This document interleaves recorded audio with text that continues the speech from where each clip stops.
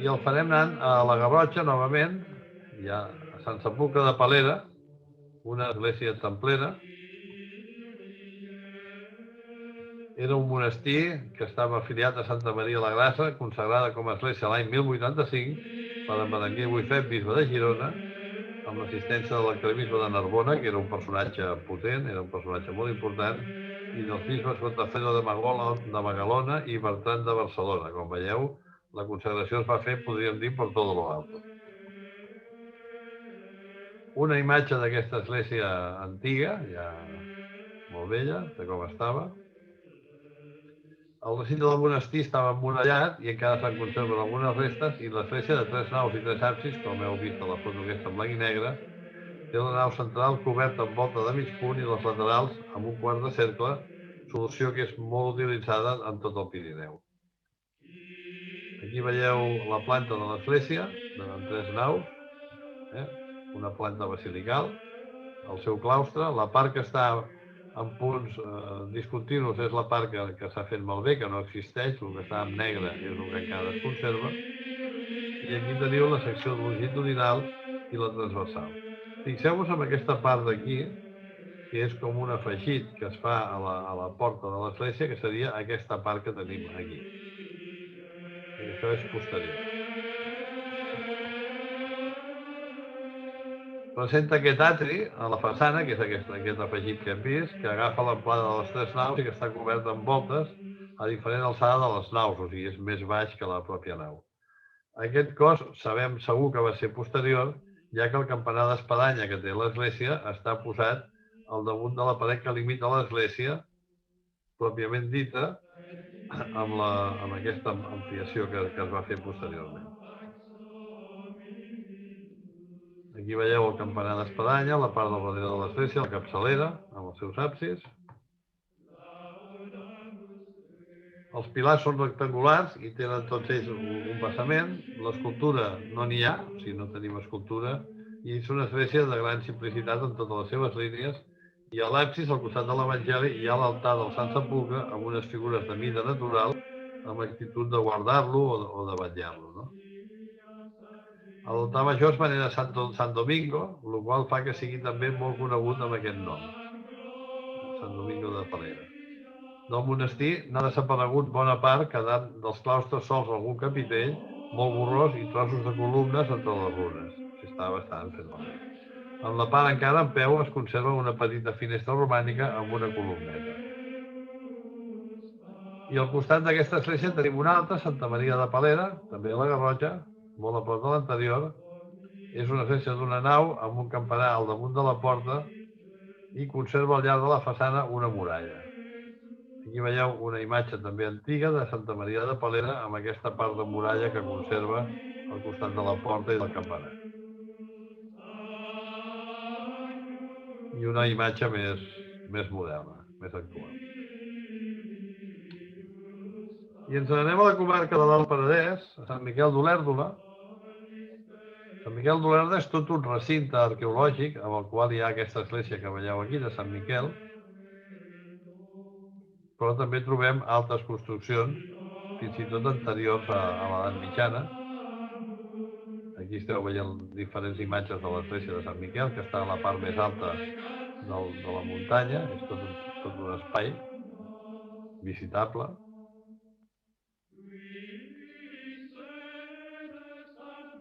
Aquest seria una mica l'espai que centra per aquí baix, per la porta que hi ha aquí. Tot això estava emmurallat, o encara queden restes de muralla.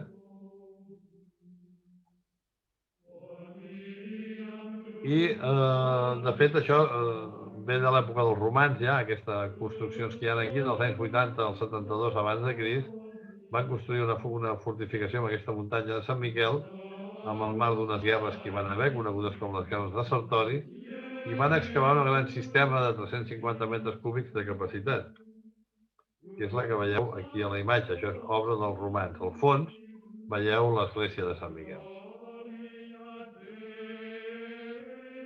Una cisterna en un castell és una infraestructura bàsica de qualsevol fortificació perquè és l'encarregada de proporcionar una reserva d'aigua per abastir la població i els seus animals, especialment quan estan assetjats. Per tant, quan es construeix un castell és el primer que es construeix, o sigui que és la cisterna per recollir l'aigua. Aquesta cisterna estava alimentada per dos grans canals, també excavats a la roca, repeteixo, de l'època dels romans, que s'encarreguen de conduir l'aigua de la pluja caiguda muntanya més amunt. Abans que aquesta aigua entri a la cisterna, però, passava per un dipòsit de decantació, segurament amb filtres vegetals, que n'eliminaven els residus sòlids que pogués portar a l'aigua que baixava de la muntanya. Per tal de protegir l'aigua del sol i garantir que fos potable, la cisterna comptava amb una coberta, estava tapada, de la que encara es conserven els encaixos tallats a la roca i una escala també tallada a la roca que permetia baixar-hi còmodament per fer-hi tasques de manteniment. Aquí teniu un dibuix de com era, aquí veieu, tapat amb fustes, l'escala de baixar cap a baix, i aquest era els recs que alimentaven d'aigua amb aquest primera fase d'aquí de decantació amb els filtres que hi havia. Més de 1000 anys després, quan Olèrdola va esdevenir la segona ciutat del comtat de Barcelona i, per tant, en territori de frontera, sotmès a freqüents incursions dels sarraïns, els seus habitants encara sabem que van continuar utilitzant aquesta cisterna romana, entre altres fonts d'aprovisionament. I ens n'anem a Lleida, a la seu vella de Lleida, l'acròpoli lleidatana, un monument barreja de romànic i de gòtic, però que com que estem parlant de romànic, doncs en parlarem. L'any 1149 es reconquereix Lleida per Ramon Berenguer IV, que amb el seu matrimoni amb Peronela d'Aragó va donar origen al Regne d'Aragó i de Catalunya. I a l'any 1193, sobre el mandat del bisbe Gombau de Camporell, es comencen els tràmits per la construcció de la seu vella, sota la direcció del mestre d'obres Pere de Coma, que va signar un contracte que es conserva per construir-la. I aquí teniu una mica les fases constructives de la seu vella, això seria una mica els fonaments. Aquí ja l'obra ja havia avançat bastant. I en aquest moment de la construcció es comença a cobrir la nau central i ja es deixa de treballar amb estil romànic i es comença a construir la creueria amb arcs de punt típic de l'art gòtic. Es construeix també un cimbori i, per tant, des del segle XIII la seu vella presideix Lleida i entre els seus murs han tingut lloc grans esdeveniments de tota mena. Ha estat caserna, ha estat presó, ha estat, evidentment, església, etc. Va caure amb abandó i amb bastanta malmesa. Aquí teniu una imatge de l'any 1968, com estava la seu. Després es va fer una campanya de reconstrucció molt ben feta, ja mantenint el seu estil gòtic, com veieu amb aquests finestrals. La conquesta de la feudal de la ciutat va tenir lloc a l'any 1149 i els cristians es van trobar, quan van arribar aquí a dalt, que era una mica el centre de la ciutat andalusina, amb la fortalesa de la Suda, la mesquita i el barri principal de la ciutat. El barri va ser totalment destruït, després, posteriorment, a la Guerra dels Segadors. Es van celebrar a la seu vella de Lleida importants actes polítics com la coronació del rei Jaume I, quan només comptava 6 anys d'edat, i la nova normalitat cristiana va fer que la mesquita major, ubicada al mateix emplaçament on avui s'aixeca la seu, fos reconvertida en catedral.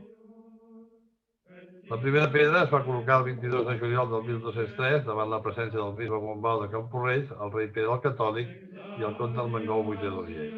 L'arquitecte en cap llavors era Pere de Coma, que va signar aquest contracte 10 anys abans. O sigui, feia 10 anys que havia signat el contracte, però fins passats 10 anys no van començar a treballar. I ara ens queixem de que les obres triguen una mica, però aquí també d'un-hi-do. Primer es va fer l'edifici de l'antiga canonja, la casa on va viure la comunitat de canonges fins a mitjans del segle XIII, i després s'hi va instal·lar la Pia Almoina, un menjador de beneficència on passavolants, peregrins que anaven a Sant Jaume de Compostel·la, estudiants de la Universitat de Lleida i els denominats pobres vergonyants menjaven un àpat únic, un menú únic, que era congre, sopa i pa. Aquí veieu una altra imatge de la seu.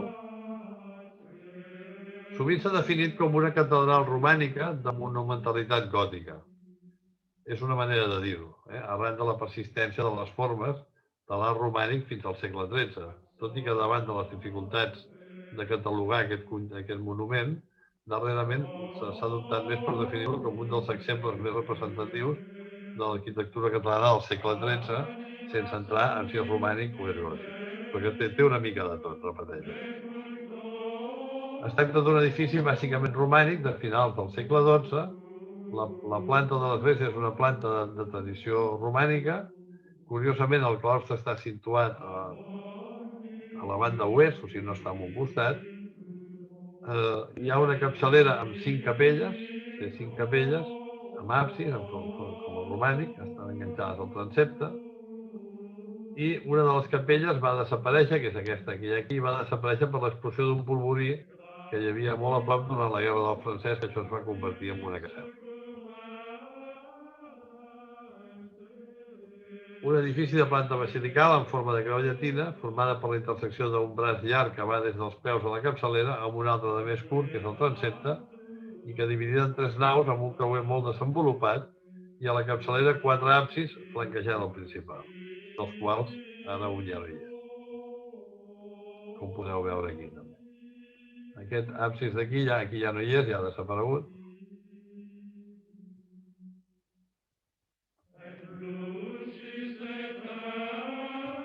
Bueno, amb el creuer, la intersecció entre la nau principal i la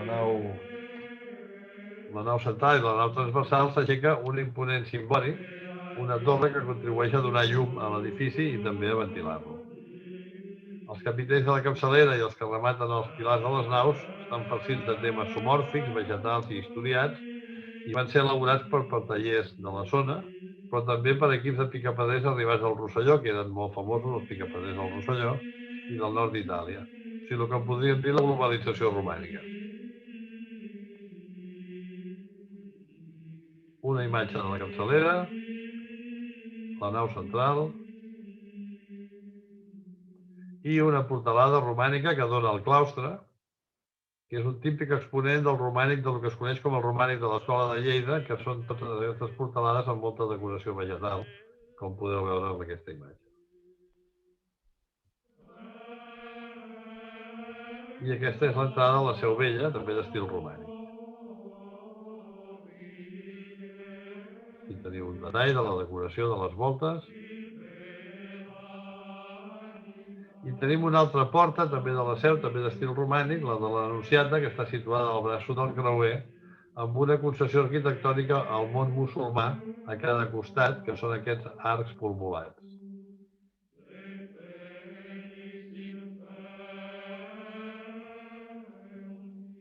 El claustre es va començar a construir cap al 1270, després de la consagració de l'església, i aquesta obra va durar una bona part del segle XIV, i les arcades del claustre van anar evolucionant segons l'estil de diferents artistes i ja amb un estil purament gòtic.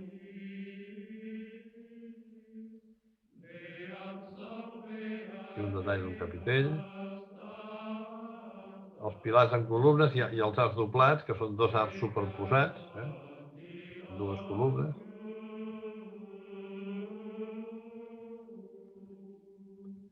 Ens n'anem més a prop a Sant Cugat del Vallès, al monestir de Sant Cugat, una antiga abadia benedictina, que es va construir entre el segle IX i el XIV. És molt important el seu claustre. Va ser un monestir molt poderós, amb moltes possessions, i el més important de tot el comtat de Barcelona, que a la seva vegada era el comtat més important de Catalunya. Aquest edifici va ser declarat bé cultural d'interès nacional a l'any 1931. Aquí una imatge de la capçalera, el seu claustre de 2 pisos.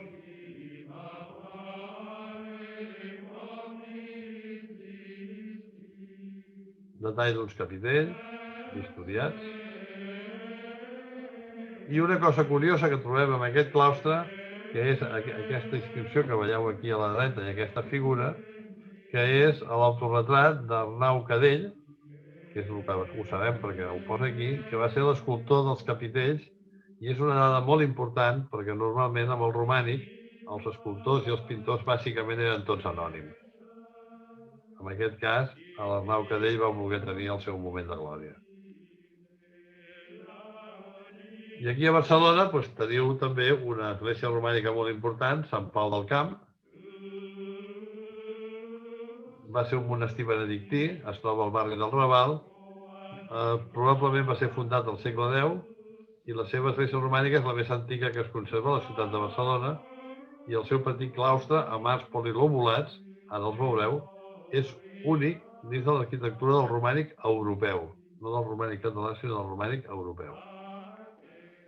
Com que no tinc un dron per fer les fotos aèries, doncs me'n vaig anar a Catalunya Miniatura, a Torrelles de Llobregat, que està reproduït Sant Pau del Camp, i vaig fer aquestes fotos, que són miniatures, són maquetes. Això ja no, això ja forma part de l'església de debò. La seva porta. És una porta que es coneix com de Traditio Legis, amb la qual trobem un Crist que transmet la clau a Sant Pere i la llei a Sant Pau. La llinda, que està aprofitada d'un altre lloc, està decorada amb una inscripció referent a una donació per la construcció del temple i una creu amb les lletres Alfa i Omega a banda i banda.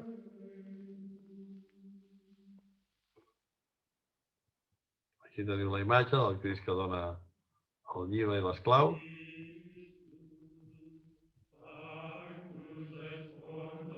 La llinda també té un crismó amb una inscripció amb els noms Renard i Ramona, que són els que van pagar, i el preu que van pagar perquè es posés el seu nom, que eren 7 morabatins. La imatge està completada per les figures del tetramorf, novament, com hem vist a Sant Climent de Taüll, en aquest cas amb escultura de pedra, amb els símbols dels evangelistes, el lleó de Sant Marc i el bou de Sant Lluc als costats del timpà, i més amunt l'àngel de Sant Mateu i l'àliga de Sant Joan. A sobre hi ha un altre relleu circular en la Mare de Déu, també com hem vist en pintura a Sant Climent de Taüll. Aquí teniu l'àguila. El claustre que us deia, que és amb arcs polilobulats, que són aquest tipus d'arcs que veieu a la imatge, que és de tradició islàmica i és l'únic claustre així del romànic de tota Europa. Si ens anem al segle XIV, veiem que Barcelona s'havia quedat ja molt les muralles, perquè inicialment això seria el que és el barri gòtic, i després això ja es va enxamplar i es van fer aquestes muralles, perquè Barcelona va créixer, però Barcelona va anar creixent i van tenir que fer unes altres muralles que van abarcar tot aquest tros d'aquí que veieu, i aleshores Sant Pau del Camp, com el seu nom indica, estava a les afores de Barcelona, estava al camp. El que passa és que quan es va construir la tercera tongada de muralles, doncs va quedar al davant d'una porta coneguda com la Porta de Sant Pau o del Cagaler. Això d'aquí serien les Rambles, aquí teniu la plaça Catalunya, aquí el portal de l'Àngel, suposo que tot això us sona, i bueno, doncs una miqueta és per explicar-vos que en el seu moment, quan es va fer Sant Pau del Camp, es va dir del camp perquè estava al camp. Ara ens sembla una mica estrany, poder, però bueno, en aquell moment era així. I també hi havia a Barcelona l'antic hospital de peregrins de Sant Nicolau, que ja no existeix, només es conserven uns capitells al manac. Segons la tradició, quan Sant Francesc va visitar Barcelona, a l'any 1214, la ciutat li va cedir l'Hospital de Sant Nicolau de Bari, situat en aquest mateix indret. El cronista, Fra Jaume Coll, esmenta que Sant Francesc va anunciar que en aquell lloc s'aixecaria un notable monasterio de frailes de mi orden, i també que hi va deixar a 2 dels seus companys, encarregats que allò es fes. Cap al 1219-1220 hi van bastir un petit convent amb les seves dependències que milloraria les condicions que oferia l'hospital, i ben aviat es va començar la construcció d'un edifici nou. Aquest edifici estava situat en aquest lloc que veieu aquí ara. Això és una foto d'ara. En aquest lloc hi havia el convent que ha desaparegut, que el teniu situat aquí, a la part baixa de la Rambla, amb les drassanes i el convent de Sant Francesc. Aquí veieu una imatge un dibuix de com se suposa que era el convent aquest, la planta del convent, i aquí veieu el plànol actual. Aquí teniu les Rambles i aquest és el passeig. I aleshores aquí, en aquest espai d'aquí, és on estava aquest antic hospital de peregrins de Sant Nicolau construït, que estaria aquí sobre.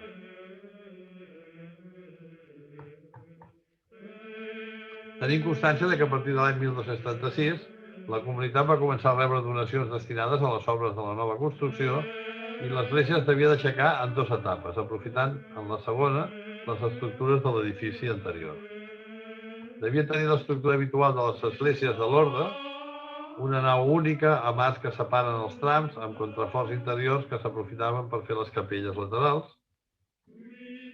La primitiva església s'havia d'ampliar i l'any 1247 es va posar la primera pedra d'aquesta obra, cerimònia presidida també per Jaume I.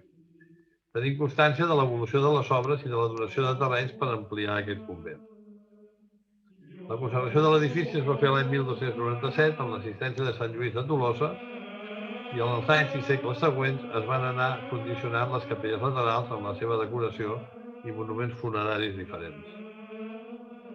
Aquí teniu un element escultòric d'aquest convent que actualment també es conserva al Mnac, que és un relleu funerari de la segona meitat del segle XIV. I aquí dos capitells de l'antic hospital de Sant Nicolau, que després va ser convent franciscà, com ja us he dit, i que també està al Mnac. El Mnac, com ja us he dit, és el museu de romànic més important que hi ha al món i, entre altres joies, doncs, acull les pintures de Sant Climent de Taüll de l'any 1123, que són l'obra mestra del museu. I possiblement és el millor museu de romànic de tot el món. I el tenim aquí a casa nostra. El mestre de Taüll, de fet, és una llàstima que no sigui reconeixible, que no sapiguem el seu nom, perquè no el podem definir com una marca, diguem-ne, comercial, com ho poden ser Leonardo o Caravaggio, que són dos noms que dintre de l'art i de l'escultura, de la pintura, s'han fet famosos.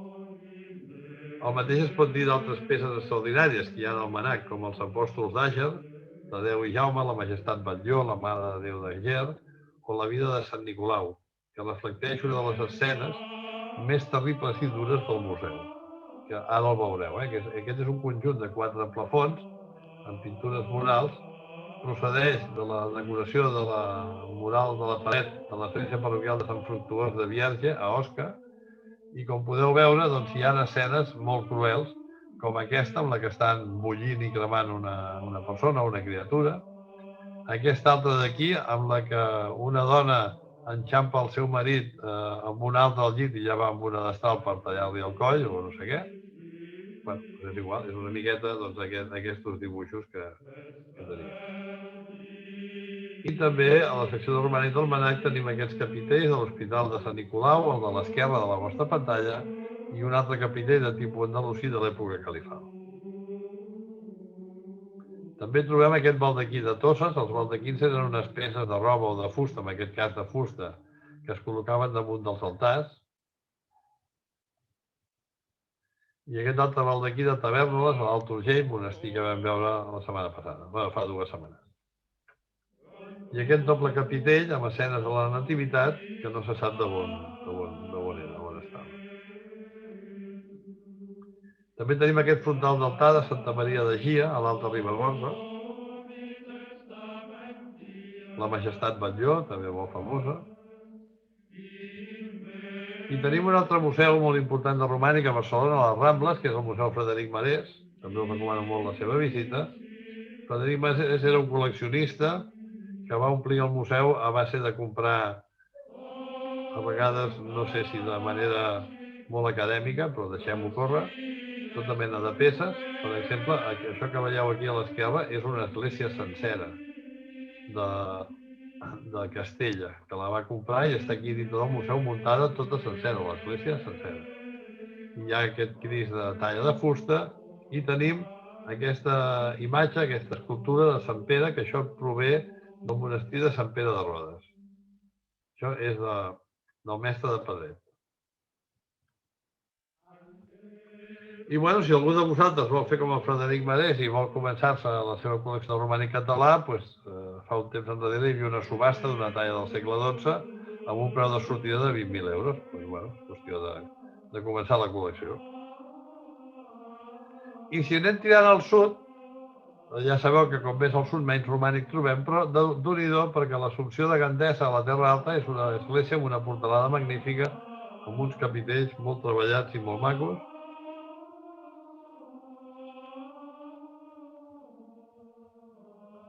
I bueno, em permetreu que us faci una miqueta de pàtria, no? Jo soc del Baix Llobregat, aleshores doncs us faré una repassada ràpida pel romànic no tot, però bueno, el que tenim al Baix Llobregat. El monument més important és el monestir de Sant Ponç de Corbera de Llobregat. Es coneix com Sant Ponç de Corbera de Llobregat i, per més indri, està dintre del municipi de Cervelló, cosa que els de Cervelló no han acabat d'acceptar mai, però bé, això es diu així, Sant Ponç de Corbera. De fet, la manera d'accedir-hi és a través de Corbera, amb cotxe. Està al municipi de Cervelló, deixem-ho clar, que no se'ns enfadin els de Cervelló. És del segle XI, havia sigut un antic priorat benedictí i és d'una sola nau. Aquí veieu la porta, molt senzilla, amb unes escales. Té un transsepte que està capçat per 3 absis semicirculars i el cimbori sobre el creuer, amb un campanar de base quadrada i de 2 pisos amb finestres geminades, i té encara restes originals de pintures murals a l'absis amb motius vegetals. A l'exterior està guarnit amb bandes i arcuacions i amb unes petxines a la cúpula. Va ser abandonat al segle XVI i les absidioles tenen una finestra i l'absis en té 3. El monestir sabem que depenia del de Sant Pere de Casserres, que l'hem vist abans, tot sota la jerarquia eclesiàstica de Cloní de l'Orde de Sant Benet. Dues imatges del monestir. Ens crida l'atenció aquesta escala que és posterior per accedir cap al cimbori i el campanar. I la veieu també amb la seva barana. Té forma de creu llatina, com us he dit, tenia 3 portes, la principal, la del claustre i la del cementiri. El cementiri estava a la banda nord i la nau està reforçada per arcs torats i és una església restaurada amb el seu moment mercès al treball d'una entitat de Corbera que es diu Amics de Sant Ponç, que de manera privada van recollir diners i anaven els caps de setmana a netejar i a reconstruir una mica el monestir. I aquestes són les pintures originals que encara conserva a la part interior de l'absis. Si ens anem a la parròquia de Corbera Alta, el mossèn guarda a la sagristia aquesta talla romànica del segle XII, la Mare de Déu de la Llet.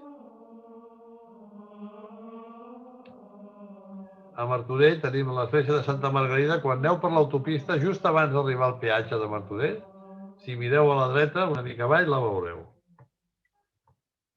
Està en ruïnes, s'hi han fet excavacions. Era un antic priorat de Sant Genís de Rocafort que es va transformar en ermita al segle XVIII i d'aquesta construcció primitiva es conserven les parets, les laterals en 2 grans arcades. Planta rectangular, amb unes finestres amb uns raigs gravats a la pedra i a la façana oest una porta amb doble arquivolta i 2 finestres. Així està una miqueta, estava fa uns anys, el Santa Margarida, amb els arcs que aguantaven, però el sostre ja no havia aguantat més.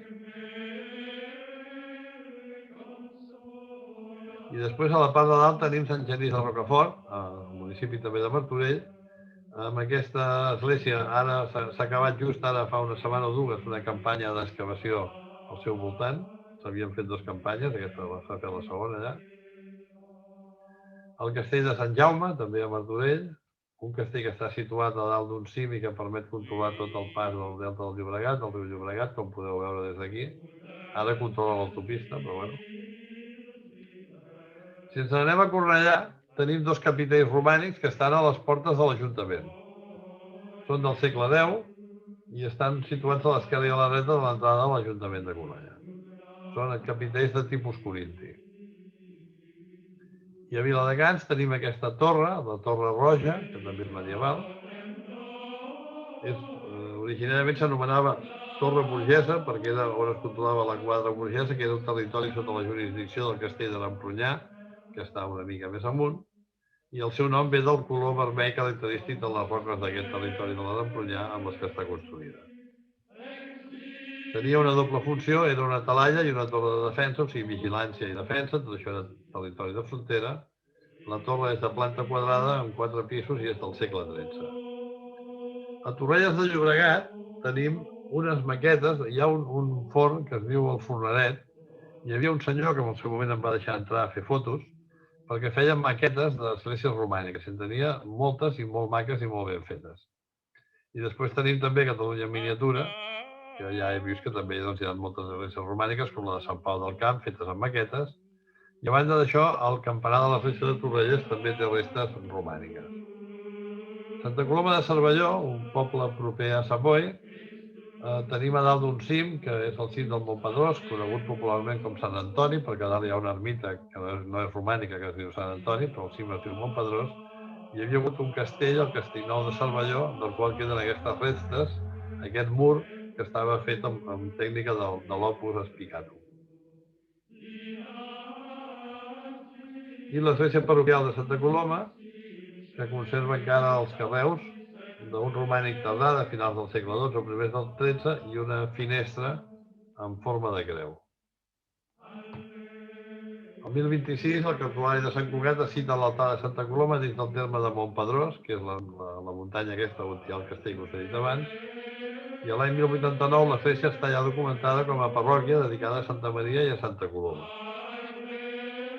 Una foto antiga de l'església, el seu campanar, amb un rellotge de sol. A partir del 1323 es comença a anomenar Santa Coloma de Cervelló, el municipi, i a partir de la fi del segle XVI hi ha documentat l'altar de Sant Antoni, de Sant Sebastià i de Sant Roc, entre d'altres.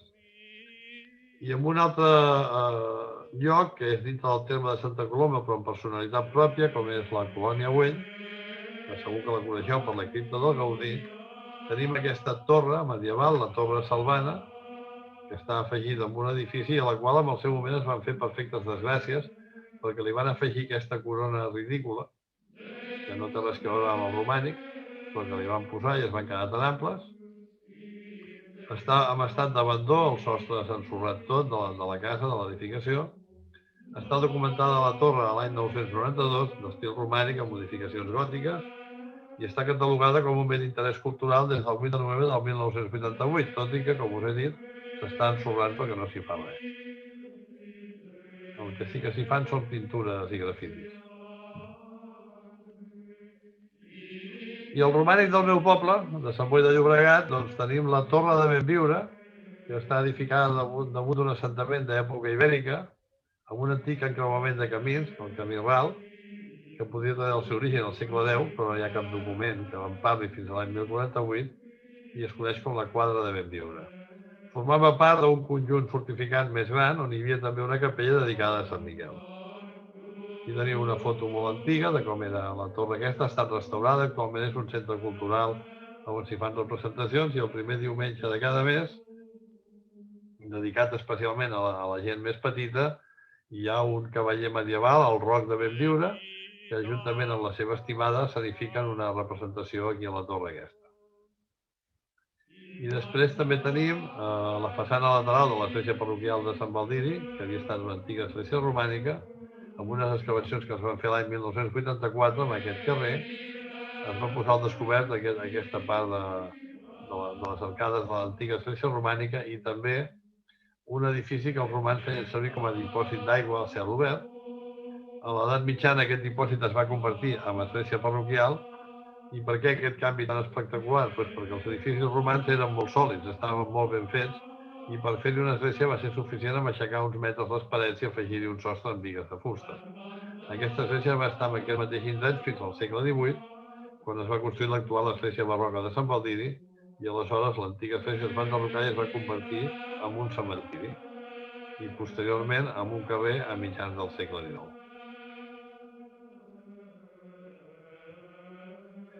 Una relació dels monestirs que tenim a Catalunya, no us els llegiré tots, ja us ho passaré.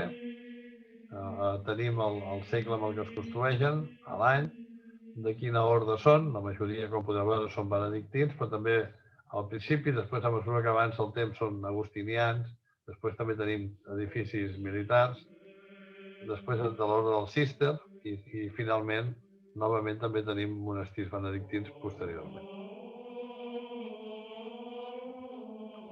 Bueno, el meu missatge és aneu a veure Romànic, Esglésies, Monestirs i Castells. És un llibre que ens dona unes idees bàsiques sobre l'arquitectura i la construcció romànica, expressades en un llenguatge planer. No és un llibre meu, és de Jaume Molla.